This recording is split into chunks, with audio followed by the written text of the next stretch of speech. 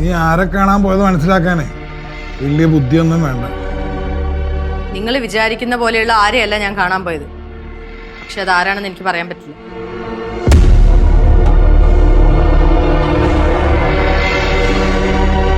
മോഹനം പറഞ്ഞ ഈ കാര്യം സത്യമാണെങ്കിൽ കുഞ്ഞിന്റെ കാര്യത്തിൽ മോഹൻ പറഞ്ഞതായിരിക്കും സത്യം. അമ്മ, നീ കുറെ കാര്യങ്ങൾ ഒളിപ്പിച്ചു വെച്ചു, കുറെ കള്ളങ്ങളും പറഞ്ഞല്ലോ. പിന്നെ കുഞ്ഞിന്റെ കാര്യം മാത്രം സത്യമാണെന്ന് ഞാൻ എന്തിനാ വിശ്വസിക്കുന്നത്? നീ ഗർഭിണിയാണെന്ന് പറഞ്ഞപ്പോ ഏറ്റവും കൂടുതൽ സന്തോഷിച്ചത് ഞാനാ.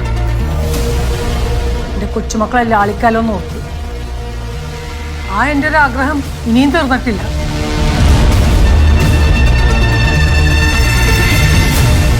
അഞ്ജു, പ്രകാശ, നിങ്ങൾക്കെങ്കിലും എൻ്റെ ആഗ്രഹം സാധിച്ചു തരാൻ പറ്റുമോ?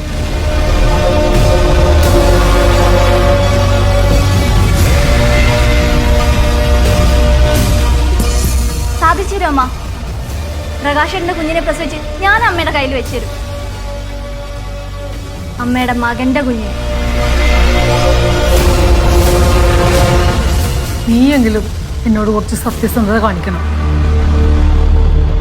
ഞാൻ അമ്മയോട് കള്ളം പറയുന്നു തോന്നുന്നുണ്ടോ? ഒരിക്കലും പറയില്ല അമ്മേ.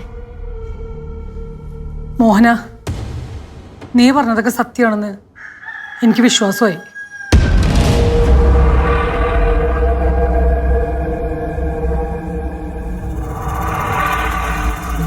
ഇനി നിന്റെ ജീവിതം എന്ത് വേണമെന്ന് നിനക്ക് തന്നെ തീരുമാനിക്കാം.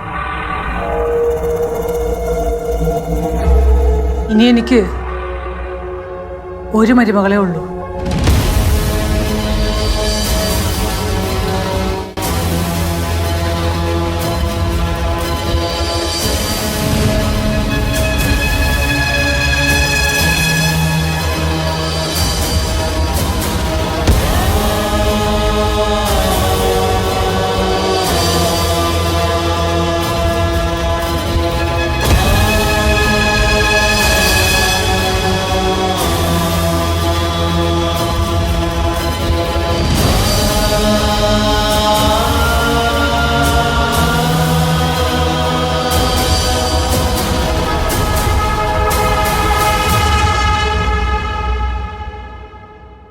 അവരെനിക്ക് തോൽപ്പിക്കാൻ കിട്ടിയ അവസരമാണ്.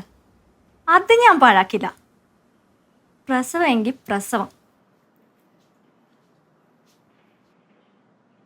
നീ എന്ത് കണ്ടിട്ട് അമ്മയ്ക്ക് വാക്ക് കൊടുത്തേ? ഞാൻ വേറൊന്നും ചിന്തിച്ചില്ല. എനിക്ക് എങ്ങനെയും അവരെ തോൽപ്പിക്കണം. നമുക്ക് എവിടെയെങ്കിലും ഒരു സെക്കൻഡ് ഹണിമൂൺ പോയാലോ? എന്നിട്ട് എന്തിനാ? അതും ഞാൻ ഇനി പറയണോ? ഈ ആദ്യത്തെ പ്രസവം കഴിഞ്ഞ് നടന്നൊക്കെ നീ മറന്ന? നിന്റെ സൗന്ദര്യം പോകുന്നവർ നീ പ്രസവം നിർത്തിയതല്ലേ? അയ്യോ, അപ്പൊ ഞാൻ എന്ത് ചെയ്യൂ? ഇനി ഒറ്റ വഴിയേ ഉള്ളൂ. എന്താ? ഞാൻ രണ്ടാമത് കല്യാണം കഴിക്കണം. അല്ല, അപ്പൊ എന്റെ കുഞ്ഞിനെ അമ്മയ്ക്ക് കളിപ്പിക്കാലോ. നിങ്ങൾ അങ്ങനെ എങ്ങാനും ചെയ്ത ഒന്ന് നിങ്ങൾ അന്തിയായിരിക്കും. ഒന്നിനെ കൊണ്ട് തയ്ക്കാൻ പറ്റുള്ള ആണോ അടുത്തത്? നിങ്ങൾ ആവശ്യമില്ലാത്തൊന്നും പറയണ്ട. ഞാനൊന്ന് ആലോചിക്കട്ടെ.